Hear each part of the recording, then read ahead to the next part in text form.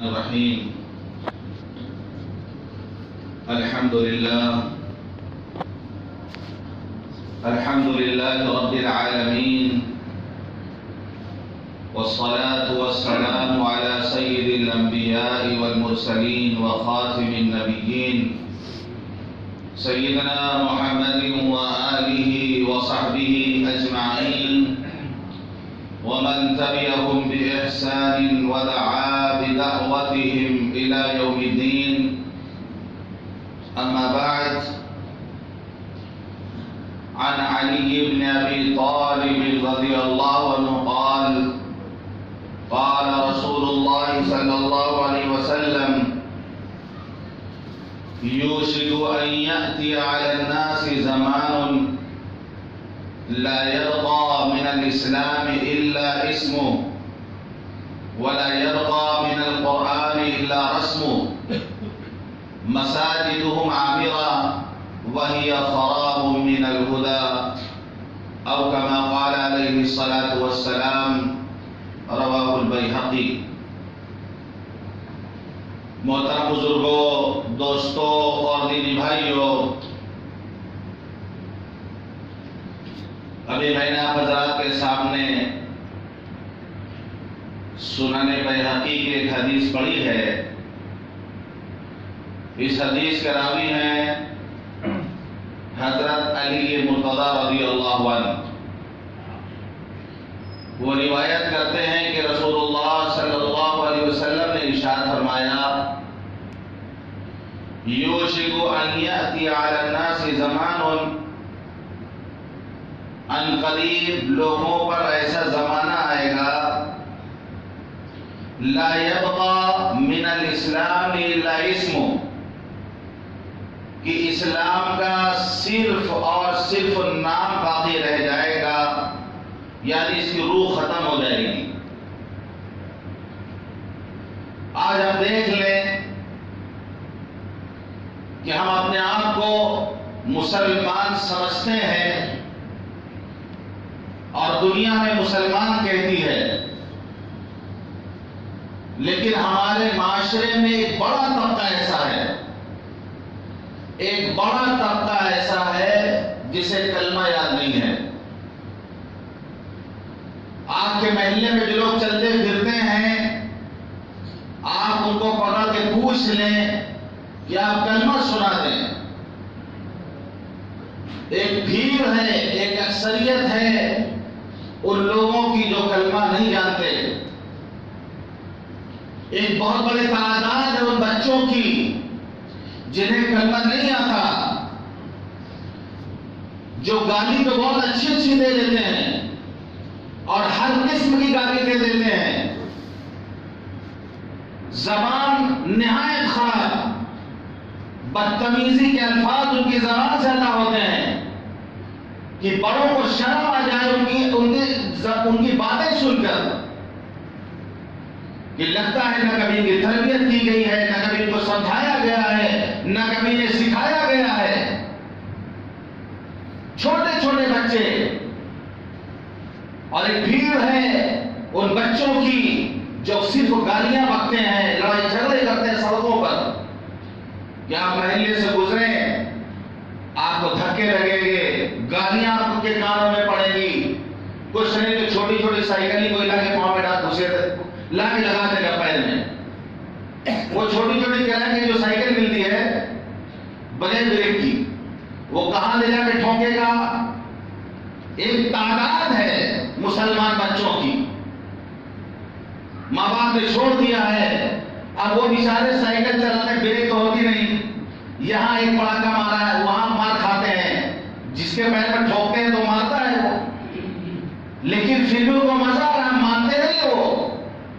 کل تو ہمارے ایک بہت شریف بچہ تھا، ہم چوکنا رہتے ہیں کہ کہاں سے چاند دیکھے میرے اوپر یہ، لیکن بہت شریف بچہ تھا.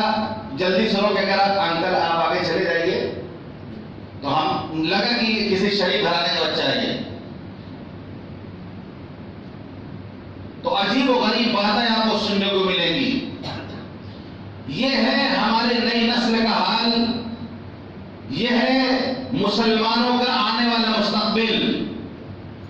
یہ ہمارا آنے والا فیوچر، یہی جب بڑے ہوں گے تو مسلمان کہلائیں گے، نام تو ہوگا، ووٹر آئی ڈی میں نام بھی ہوگا، آدھار کارڈ بھی مسلمان کے نام کا بنے گا، لیکن مسلمانوں کی صفات اور جو کام کے مسلمان ہیں، مسلمانوں کی جو خصوصیات ہیں، مسلمانوں کی جو صفات ہیں، ان سے خالی ہوں گے۔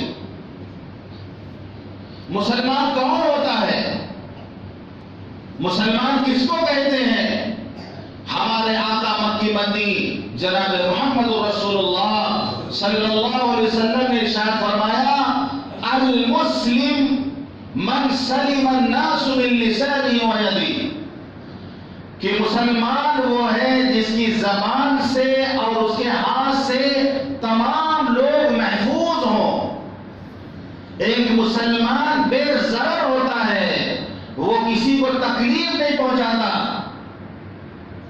ان الابرار لفی نعیم وان الفجار لفی جحیم، ابرار لوگ جنت میں ہوں گے، فجار لوگ جہنم میں ہوں گے۔ تو ابرار، ان الابرار لفی نعیم، ابرار لوگ جنت میں ہوں گے۔ اس کی تفسیر میں علامہ آلوسی نے اپنی تفسیر روح المعانی میں یہ لکھا ہے کہ ابرار کون ہے، ابرار کون ہوتے ہیں جو جنت میں جائیں گے؟ فرمایا کہ ابرار وہ ہوتے ہیں الذین لا یؤذون الضر ولا یرضون الشر، کہ ابرار وہ ہوتے ہیں جو چیونٹی کو بھی تکلیف نہیں پہنچاتے۔ ابرار وہ ہوتے ہیں جو چیونٹی کو بھی تکلیف نہیں پہنچاتے، جسے انسان اپنے پیروں کے نیچے رون دیتا ہے اور اس کو خیال میں نہیں ہوتا۔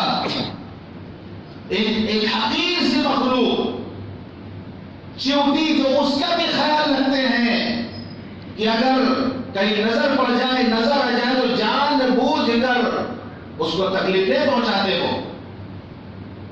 وَلَا يَرْضَوْنَ الشَّرَّ، برائی کو دیکھ کر خوش نہیں ہوتے، راضی نہیں ہوتے۔ اگر ان سے گناہ ہوتا ہے تو توبہ کرتے ہیں، انہیں گھبراہٹ ہوتی ہے، انہیں سکون نہیں ملتا، انہیں اچھا نہیں لگتا۔ دوسرے جو گناہ کرتے دیکھتے ہیں تو بے چین ہوتے ہیں کہ میرے اللہ کی نافرمانی ہو رہی ہے، میرے اللہ کے حکم کو توڑا جا رہا، میں کچھ کر نہیں پا رہا ہوں۔ جو اللہ کی نافرمانی گناہ ہوتے ہوئے دیکھتے ہیں تو اس کو دیکھ کے خوش نہیں ہوتے، راضی نہیں ہوتے، اس کو روکنے کی کوشش کرتے ہیں، اس کو ختم کرنے کی کوشش کرتے ہیں۔ یہ ہے ابرار، ان الابرار لفی نعیم، کہ ابرار جنت میں جائیں گے۔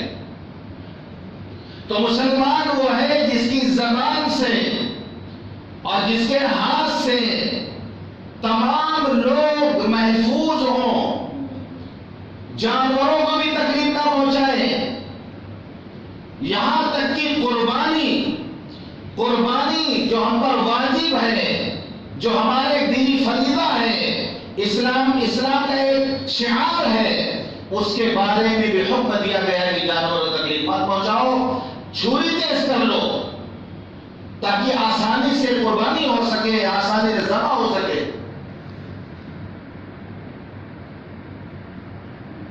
تو مسلمان وہ ہے جو کسی کو تکلیف نہیں پہنچاتا۔ لیکن آج ہم دیکھ لیں کہ مسلمان اپنی زبان سے، اپنے ہاتھ سے دوسروں کو تکلیف پہنچاتے ہیں۔ گالی گلوچ کرنے میں مسلمان سب سے آگے، لڑائی جھگڑا کرنے میں مسلمان سب سے آگے۔ وہ کون لوگ ہیں، وہ کون سی قوم ہے جو جہالت میں سب سے آگے ہے؟ وہ ہے مسلمان۔ جب علم نہیں ہوگا، جب تعلیم نہیں ہوگی تو زبان پہ گالی ہوگی، لڑائی جھگڑے ہوں گے۔ آج ہمارے ہاں پڑھنے کا رواج کم ہوتا جا رہا، علم حاصل کرنے کے مزاج ختم ہوتا جا رہا، اور جہالت کا نتیجہ ہے کہ جاہل جو ہوتا ہے، جو جہالت ہوتی ہے تو پھر کچھ بھی وہ کر سکتا ہے کہ وہ اس کو اچھائی اور برائی میں تمیز کرنا اور فرق کرنے کی صلاحیت کی ختم ہو جاتی ہے، اس کے اندر صلاحیت ہی نہیں ہوتی۔ ایک دو زخم نہیں، سارا بدن ہے چھلنی، کہاں تک بتایا جائے؟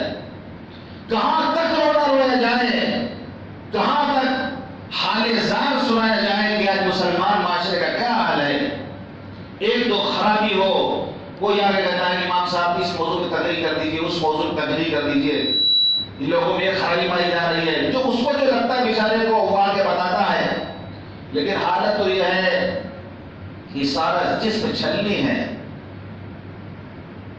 سارا جسم زخمی ہے، سارا جسم چھلنی ہے، درد بیچارہ پریشان ہے کہاں سے اٹھے، درد بھی سمجھ نہیں آ رہا کہ کہاں سے وہ اٹھے۔ اللہ فرماتا ہے ان اللہ لا یغیر ما بقوم حتی یغیروا ما بانفسهم، کہ اللہ اس وقت تک کسی قوم کے اندر تبدیلی نہیں لاتا جب تک کہ وہ خود اپنے آپ کو بدلنے کی کوشش نہیں کرتے۔ خدا نے آج تک اس قوم کی حالت نہیں بدلی، نہ ہو جس کو خیال خود اپنے حالت کے بدلنے کا۔ جو خود بدلنا نہ چاہے، جو خود بدلنا نہ چاہے، تو اللہ بھی ہدایت نہیں دیتا اسی قوم کو کہ ان کے اندر تبدیلی آئے، ان کے اندر بیداری آئے۔ سوئی ہوئے کو جگانا آسان ہے، لیکن جو جان بوجھ کر آنکھ بند کر کے پڑا ہوا ہو اس کو جگانا بہت مشکل ہے۔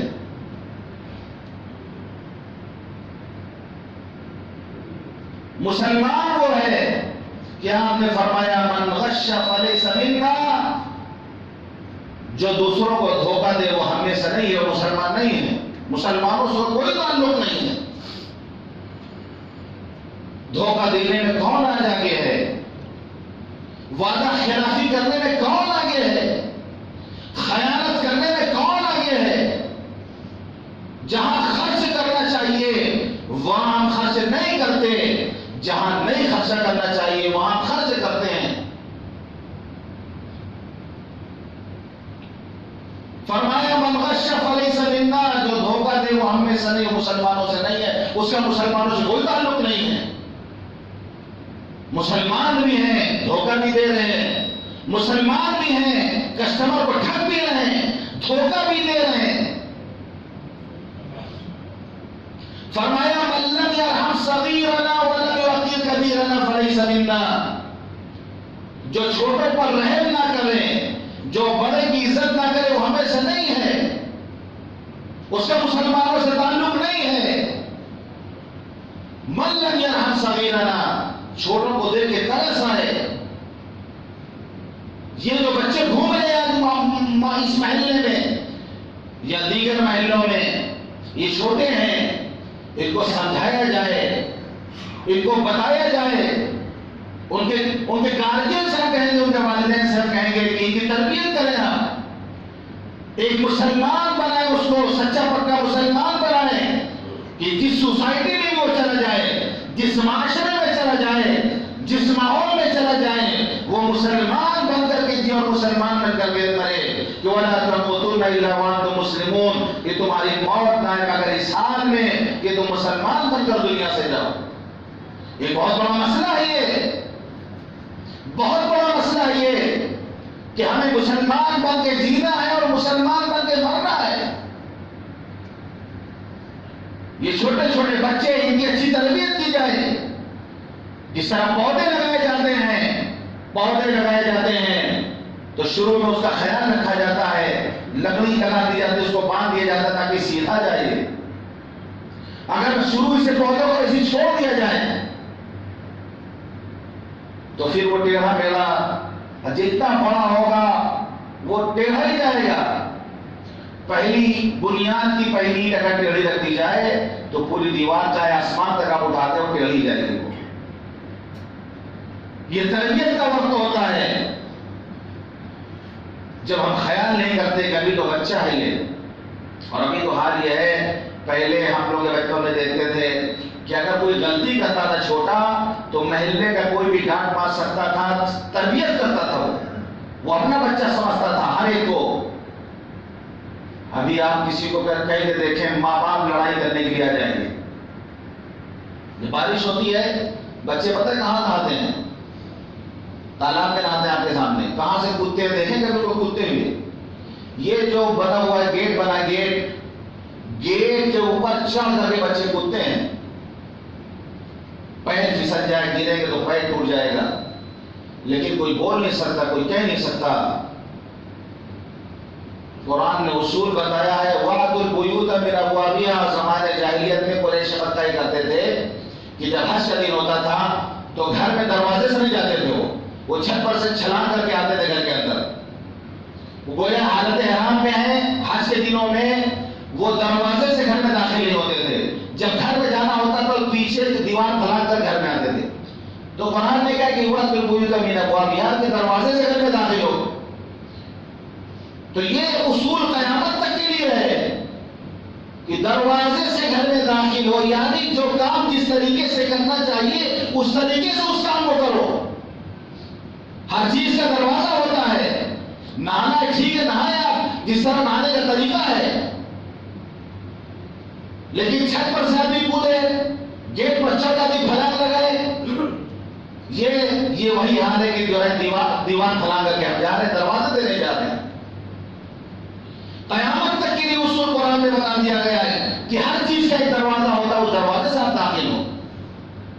جس کام کو کریں خوبی کے ساتھ کریں، اچھائی کے ساتھ کریں، بے ڈھنگے پن سے نہ کریں، سلیقے سے اس کام کو کریں۔ کہ ایک میت کو دفن کیا گیا، صحابہ کرام نے قبر بنائی، تدفین کر دی، مٹی صحیح نہیں کی، حضور پاک صلی اللہ علیہ وسلم اٹھے، آپ نے اپنے ہاتھوں سے قبر کو برابر کیا، اس کو مٹی برابر کی، فرمایا جب کوئی کام کرو تو اس کو اچھے طریقے سے کرو۔ یہ ہمیں سکھایا گیا کہ ہر کام ہمارا بہت سلیقے سے ہونا چاہیے، لیکن سب سے زیادہ بے سلیقہ قوم آج ہم ہیں۔ تو بچوں کا یہ حال ہے، ڈوب جائے کیا ہو، لیکن کوئی بول نہیں سکتا، پورے معاشرے میں کوئی بولنے والا نہیں ان کو، پورے ماحول میں کوئی بولنے والا نہیں ان کو، کیونکہ ہر ایک جانتا ہے اگر ہم کچھ کہیں گے تو ان کے ماں باپ ہم ہی سے لڑائی کرنے آ جائیں گے، جس کا نتیجہ یہ ہے کہ آج جیسا میں نے پچھلے جمعہ کو بھی کہا تھا کہ ہمارا پارک کتنا خوبصورت بنا کے دیا تھا کہ اگر لوگوں نے تصویر بھیجی جب واٹس ایپ پہ، یقین نہیں آتا تھا کہ پلخانہ اتنا خوبصورت پلخانہ، بلڈنگ کے اوپر سے کسی نے تصویر لیا، یقین نہیں آتا تھا کہ یہ وہ محلہ جس میں ہم رہتے ہیں، اتنا خوبصورت منظر۔ کتنے دن جا کے دیکھ لیں آج حالت اس کی کیا ہے۔ لیکن اللہ جزا خیر دے، اس محلے میں کچھ لوگ ایسے ہیں جو اس کا خیال رکھتے ہیں، کوشش کرتے رہتے ہیں، ہمارا کام ہے کوشش کرنا، کوشش کرتے رہتے ہیں۔ نوجوانوں میں ایک بیداری ہے کہ محلے کے لیے کچھ کیا جائے، پھر سے پارک کا کام کر رہے ہیں، اس میں سجاوٹ کا، اس میں جو ہے شجرکاری کا، اس میں پودے لگائے جائیں، اچھے سے پودے لگائے جائیں۔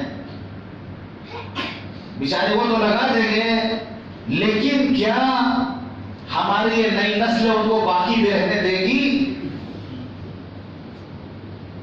باقی بھی رہنے دے گی؟ ان کو اس کو کھانے میں کیا مزہ آتا ہے؟ مثال کے طور پر دیکھتے ہیں کتا سو رہا ہے، اب کچھ نہیں تو اس کو ایک لات مار کے آگے بڑھ جائیں گے، اب وہ کتا پہ کرتا رہتا ہے، کیا مزہ ملے اچھا ان کو؟ کیا ان کو مزہ ملے گا؟ کتا سو رہا اس کو ایک لائیا تم کھینچ کے بھاگے گا بہت تیز، اب وہ چلایا کرتا ہے آگے بھاگے۔ ایسے شرارتی بچے ہیں، ان کو کیا مزہ ملتا ہے؟ وہ درخت اٹھا کے پھینک دیں گے، وہ کیا مزہ ملے گا؟ مزہ نہیں ملتا، بس ان کو بتا ہی نہیں گیا کچھ۔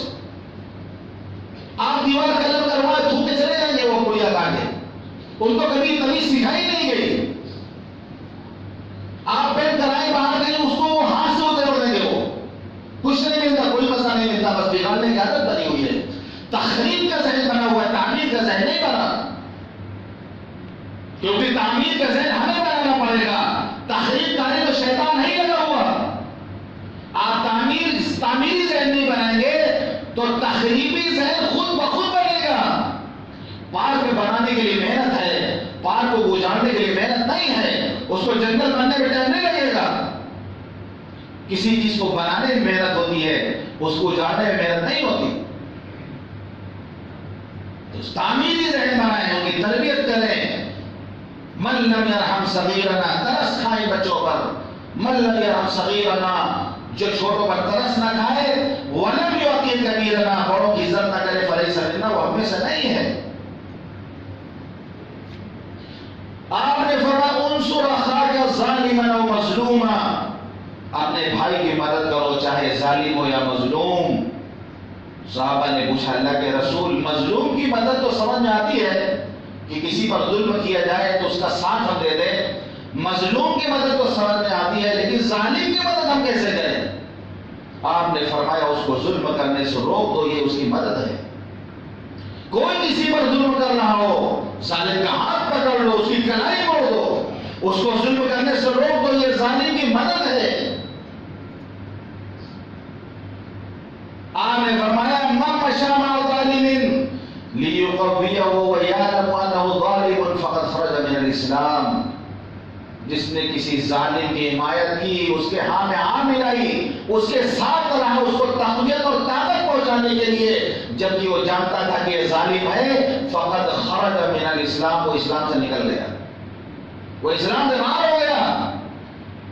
جب ظالم کا ساتھ دینا اتنا خطرناک ہے کہ اسلام سے آدمی باہر ہو جائے، تو پھر ظالم کا کیا انجام ہوگا؟ جو دوسروں پر ظلم و زیادتی کرتا ہے اس کا کیا انجام ہوگا؟ ہم ظلم ہوتے ہوئے دیکھیں کسی پر تو ہم خاموش نہ بیٹھیں، وہ ظلم کرنے والا کوئی بھی ہو، اگر ایک مسلمان ظالم ہے تو ہم اس کو ظلم سے روکیں، اگر ایک مسلم ظالم ہے تو اس کو ہم ظلم سے روکیں۔ تو مسلمان جو ہوتا ہے وہ بے ضرر ہوتا ہے، وہ دوسروں کو تکلیف نہیں پہنچاتا، وہ اپنے کسی چیز سے دوسروں کو تکلیف نہیں پہنچاتا۔ تو آپ نے فرمایا نام کا مسلمان ہوگا، صرف اور صرف اسلام نام کا رہ جائے گا، اس کی روح ختم ہو جائے گی۔ سنی نہ مصر و فلسطین میں وہ عزا میں نے دیا تھا جس نے پہاڑوں کو راشے سیماب، وہ سجدہ روح زمین جس سے کام جاتی تھی، اسی کو آج ترستے ہیں ممبر و محراب۔ اے لا الہ کے وارث باقی نہیں ہے تجھ میں، گفتار دل برانہ کردار قاہرانہ، تیری نگاہ سے دل سینوں میں کانپتے تھے، کھویا گیا ہے تیرا جذبے قلندرانہ۔ خرد نے کہہ بھی دیا لا الہ تو کیا حاصل، دل و نگاہ مسلمان ہی تو کچھ بھی نہیں۔ تو ہمیں سچا اور پکا مسلمان بننا ہے، اسلام کی سچی تصویر دنیا کے سامنے پیش کرنی ہے۔ اسلام کا چہرہ صاف، شفاف، چمکدار، بہت جو ہے پاک ہے اسلام کا چہرہ، جس کو مسلمانوں نے داغدار بنا دیا ہے۔ لوگ ہمارا چہرہ دیکھ کے سمجھتے ہیں کہ اسلام مذہب ایسا ہے۔ ہم نے اسلام مذہب کو بدنام کرنے میں کوئی کمی نہیں چھوڑی ہے۔ لوگ ہمیں دیکھتے ہیں، ہمیں مسلمانوں کو دیکھ کر سمجھتے ہیں کہ اسلام ایسا ہے۔ ہم اپنا بدنما بدشکل چہرہ لے کے آئینے کے سامنے کھڑے ہوئے ہیں اور ہٹ بھی نہیں رہے کہ دوسروں کو دیکھنے دیں اور ان کو موقع دیں۔ جس طرح قالین چہرے پہ لگی ہوئی ہو اور کوئی نظام جو ہے شیشے کو دے، آئینے کو دے، یہ غلطی نہیں ہے۔ تو سیاہی قالین جو ہمارے چہرے پر لگی ہوئی ہے، اسلام کا چہرہ تو بہت صاف ہے۔ اسلام کے اصول اگر دنیا کے سامنے آ جائیں تو پوری دنیا کو اعتراف کرنا پڑے گا، اور ماضی میں کیا ہے دنیا نے کہ اسلام دنیا کا سب سے بہترین مذہب ہے، سب سے بہترین مذہب اسلام دنیا کا ہے۔ یہ اعتراف کیا لوگوں نے؟ فرمایا لا يبقى من القرآن الا رسمه، کہ قرآن کی ایک زمانہ آئے گا قرآن کے صرف اور صرف حروف باقی رہ جائیں گے، عمل نہیں ہوگا اس پر۔ دیکھ لیا جب قرآن کے صرف حروف، قرآن رکھنے والے ہزاروں، قرآن پڑھنے والے ہزاروں آپ کو محلے محلے مل جائیں گے، لیکن قرآن کی تعلیمات پر عمل نہیں ہوگا۔ قرآن کو ہم نے مردوں کی کتاب سمجھ لیا ہے، قرآن کو ہم نے رمضان کی کتاب سمجھ لیا ہے کہ رمضان آئے گا تو قرآن کھول کے پڑھیں گے اور رمضان جائے گا تو بند کر دیں گے، پھر جب کسی کا انتقال ہوگا تو کھولا جائے گا، اور پھر جب 40 دن گزر جائے گا تو پھر وہی کام بند ہو جائے گا۔ قرآن ہر گھر میں قرآن رکھا ہوا ہے، لیکن آج قرآن کے ساتھ ہمارا سلوک کیسا ہے؟ یہ قرآن کی عظمت حضرت مولانا ابوالحسن رحمۃ اللہ علیہ فرماتے تھے کہ قرآن کا ادب یہ ہے کہ اس کو رحل پر رکھ کے پڑھا جائے. جیسے بادشاہ کی ایک کرسی ہوتی ہے، قرآن بادشاہ اس کی الگ سے کرسی ہونی چاہیے. حضرت دفاعی کے قائل نہیں تھے، جو مکتبوں میں جتنی دفاعی چلتی ہے فرماتے تھے رحل پہ رکھ کے قرآن پڑھا جائے. قرآن کی الگ ایک کرسی ہونی چاہیے جس طرح بادشاہ کی کرسی ہوتی ہے. فرماتے تھے قرآن کو گلاف میں رکھا جائے، اس کو کپڑے میں رکھا جائے، اور پہلے لوگ رکھا کرتے تھے. ایک بات تو یہ کہ اس پہ گرد و غبار نہ آئے، دوسرا یہ کہ اگر کبھی اچانک بنا وضو ہاتھ لگ جائے تو جزدان اوپر لگا رہے گا. یہ قرآن کا ادب تھا کہ حضرت مولانا ابوالحسن صاحب رحمۃ اللہ علیہ ایک گھر میں گئے، دیکھا قرآن رکھا ہے، گرد بیٹھا ہوا، اس کو صاف کرنے لگے ان کے اپنے ہاتھوں سے. تو گھر والے تو ان کا ہاتھ گندا ہو گیا تو ہاتھ صاف کرنے لگے. فرمایا ظالموں، تمہیں میرے ہاتھ کی فکر ہے، اللہ کے کلام کی تمہیں فکر نہیں ہے. لا يبقى من القرآن الا رسم، قرآن کا حرف باقی رہے گا، عمل کی کتاب لوگ اس کو نہیں سمجھیں گے. جیسے آج ہمارا حال یہ ہے کہ ہم اس کو عمل کی کتاب نہیں سمجھتے، تعویذ کی کتاب سمجھتے ہیں، جھاڑ پھونک کی کتاب سمجھ رہے ہیں، لیکن وہ عمل کی کتاب ہے ہم نہیں سمجھ رہے ہیں. آج قرآن مجید عمل کی کتاب ہے، اور قرآن مجید کے بارے میں آتا ہے کہ بہت سے قرآن مجید پڑھنے والے ایسے ہیں جب وہ قرآن پڑھتے ہیں تو فرشتے ان پر رحمت کی دعا کرتے ہیں، اور بہت سے قرآن پڑھنے والے ایسے ہیں کہ جب وہ قرآن پڑھتے ہیں تو فرشتوں پر لعنت کرتے ہیں. بہت سے قرآن پڑھنے والے ایسے ہیں جو خود اپنے آپ پر لعنت کرتے ہیں، تلاوت بھی کرتے ہیں اور اپنے آپ لعنت بھی کرتے ہیں. قرآن میں آیا اس نے پڑھا الا لعنت اللہ علی الظالمین، اللہ کی لعنت اور ظالموں پر. خود ظالم ہے وہ، خود ظلم میں مبتلا ہے وہ. قرآن میں پڑھتا ہے الا لعنت اللہ علی الکاذبین، جھوٹوں پر اللہ کی لعنت ہو. خود جھوٹ کی عادت میں مبتلا ہے تو قرآن بھی پڑھ رہا، اپنے آپ پہ لعنت بھی کر رہا. ہو بہت سے قرآن پڑھنے والے ایسے ہیں کہ تلاوت بھی کرتے ہیں، اپنے آپ پہ لعنت بھی کرتے ہیں. وہ تو دوسری پیشین کو آپ نے فرمائی کہ قرآن کے حروف رہ جائیں گے لیکن اس پر عمل نہیں ہوگا، اثر نہیں ہوگا. کہ صحابہ کرام کا حال کیا تھا کہ قرآن پڑھتے تھے تو مزہ آ جاتا تھا، ان کو چھوم جاتے تھے. وہ ایک جلال ہوتا تھا کہ حضرت اکرمہ رضی اللہ عنہ قرآن کو ہاتھ میں لے کر اپنے سر پہ رکھتے تھے، اپنی آنکھوں سے لگاتے تھے اور فرماتے تھے ھذا کلام ربی، ھذا کلام ربی، یہ میرے رب کا کلام ہے، یہ میرے رب کا کلام ہے. اور آنکھوں سے آنسو جاری ہو جاتے تھے. صحابہ کرام جو قرآن کی تلاوت کرتے تھے، قرآن مجید کی تلاوت سنتے تھے تو ان کی آنکھوں سے آنسو جاری ہوتے تھے. قرآن نے اس کی گواہی دی ہے. ساتھ میں قرآن کے پہلے لائن کا ترجمہ پڑھ لیں. وَإِذَا سَمِعُوا مَا أُنزِلَ إِلَى الرَّسُولِ تَرَىٰ أَعْيُنَهُمْ تَفِيضُ مِنَ الدَّمْعِ، کہ رسول پر جو نازل ہوا جب اس کو یہ سنتے ہیں تو ان کی آنکھوں سے آنسو جاری ہوتے ہیں. تو صحابہ کرام نے قرآن پہ عمل کیا اور قرآن کو ساتھ لے کے دنیا میں جہاں کہیں گئے اللہ نے انہیں عزت عطا کی، اللہ نے انہیں عزت عطا کی. جس ملک میں بھی گئے وہاں والوں نے ان کا استقبال کیا. اور آج ہمارا حال کیا ہے کہ ایک بار نے کہا وہ معزز کے زمانے میں مسلمان ہو کر، وہ معزز کے زمانے میں مسلمان ہو کر اور تم خار ہوئے تاریخ قرآن ہو کر کہ ہم نے قرآن کو چھوڑ دیا، کیا ذلت کی زندگی گزارتے ہیں. فرمایا مساجد عامرہ وہی خراب من الہدی، یہ مسجدیں بڑی عالیشان ہوں گی لیکن ہدایت سے خالی ہوں گی، نمازیوں سے خالی ہوں گی. مساجد عامرہ، مسجدیں بڑی عالیشان بنائیں گے. تیسری پیشین کو آپ نے فرمائی مساجد عامرہ وہی خراب من الہدی، مسجدیں بڑی عالیشان ہوں گی لیکن ہدایت سے خالی ہوں گی، نمازیوں سے خالی ہوں گی۔ آپ نے فرمایا ما امرت بتشیید المساجد، ہمیں مسجدوں کو ٹیپ ٹاپ کر کر خوبصورت بنانے کا حکم نہیں دیا گیا کہ حضرت عبداللہ ابن عباس رضی اللہ عنہ اس حدیث کو روایت کر کے فرماتے ہیں کہ تم ضرور اپنی مسجدوں کو اس طرح عالیشان بناؤ گے جیسا نصارہ نے اپنے گرجا گھروں کو عالیشان بنایا۔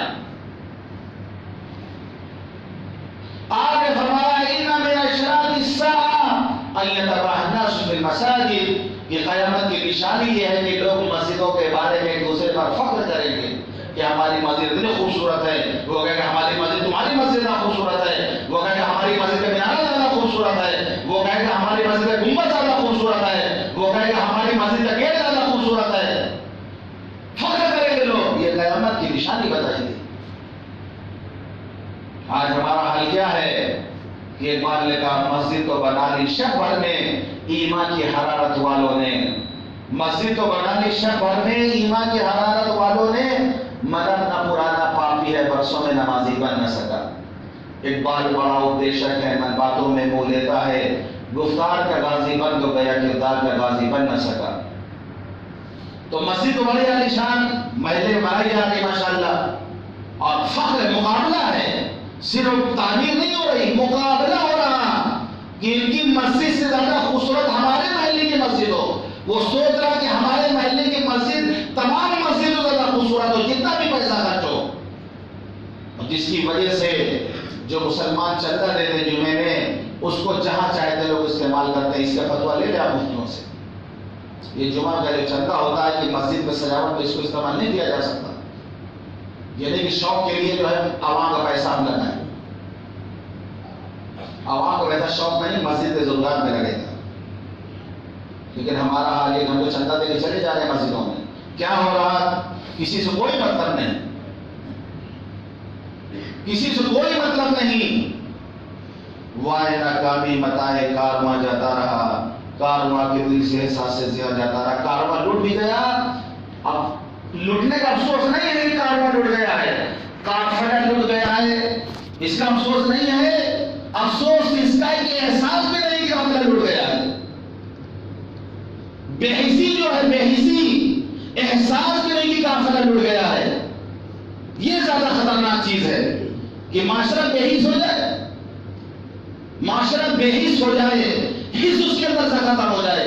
معاشرہ اگر فاسد الاخلاق ہو جائے تو اس کا علاج ممکن ہے، اس کا علاج ہے کہ اخلاق خراب ہے تو یہ اخلاق اس کو بتائے جائیں۔